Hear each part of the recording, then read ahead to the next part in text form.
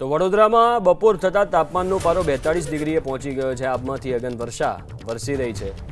અંગ દજાડતી ગરમીને કારણે રસ્તા પરનો ડામર પીગળી ગયો। કારેલીબાગ સંગમ 4 રસ્તા પર રોડનો ડામર પીગળ્યો। સામાજિક સંસ્થાઓ તરફથી ઠેર ઠેર ઠંડા પાણીના જગ પણ મૂકવામાં આવ્યા છે।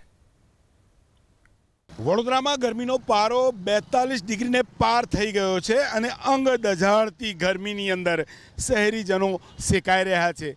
અત્યારે આપણે કારેલીબાગના સંગમ 4 રસ્તા ખાતે છીએ। જોઈ શકો છો વાહન વ્યવહાર ચાલુ છે, પરંતુ જે લોકો પણ દ્વિચક્રી વાહન છે, મહિલા હોય કે પુરુષ, આપ જોઈ શકો છો ગરમીમાંથી ક્યાંક બચવા માટે કોઈ ટોપી ચશ્મા, તો જે યુવતીઓ છે જે દુપટ્ટો નાખીને આગળ વધી રહી છે। અહીંયા ક્યાંક જે રોડ છે તેનો ડામર પણ પીગળી રહ્યો છે। 42 ડિગ્રી તાપમાન છે। ગઈકાલે પણ 43.6 ડિગ્રી તાપમાન રહ્યું હતું। હવામાન વિભાગની આગાહી છે એ જ તાપમાન આજે પણ યથાવત રહેશે।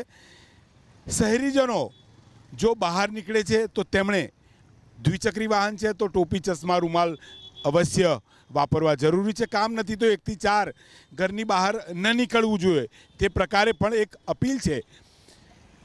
સવાલ છે સતત ગરમી વધી રહી છે તો હીટવેવ વચ્ચે વડોદરાની અંદર અત્યારે 42 ડિગ્રીને પાર થયેલું તાપમાન આગળ વધી 43 ડિગ્રી પહોંચશે। રોડ રસ્તા ઉપર હજુ પણ ટ્રાફિક યથાવત જોવા મળી રહ્યો છે, કેમ કે લોકોને પોતાના કામ ધંધા અર્થે જવાનું હોય। અહીંયા એક મહત્વપૂર્ણ દ્રશ્ય એ પણ છે કે જોઈ શકો છો કે અહીંયા જે પીપળાનું વૃક્ષ છે અને તેની નીચે અહીંયા જે પણ રિક્ષા ચાલકો છે, ભાડું ના મળે ત્યાં સુધી અહીંયા બેસતા હોય છે। તો ક્યાંક આ 3 પૈડાની સાયકલ છે તે ભાઈ પણ થોડો આરામ કરી લે છે। કુલ મળીને વાત કરીએ તો વડોદરાની અંદર સતત વધતું તાપમાન, ગરમીનો પારો 42 ડિગ્રીને પાર, શહેરીજનો પરેશાન છે। વાહન ચાલકો ક્યાંક 4 વ્હીલ તો એસી સાથે આગળ વધી રહ્યા છે। અંગ દજાડતી ગરમી છે। પાણીના કુલર પણ અનેક રસ્તા ઉપર જે જગ છે તે પણ જોવા મળી રહ્યા છે। સમાજસેવી સંસ્થાઓ આ પ્રકારે સેવાઓ પણ કરી રહી છે, પરંતુ ગરમીનો પારો જે રીતે વધી રહ્યો છે ક્યાંક શહેરીજનો અગન ભઠ્ઠીમાં શેકાતા હોય તેવો માહોલ છે।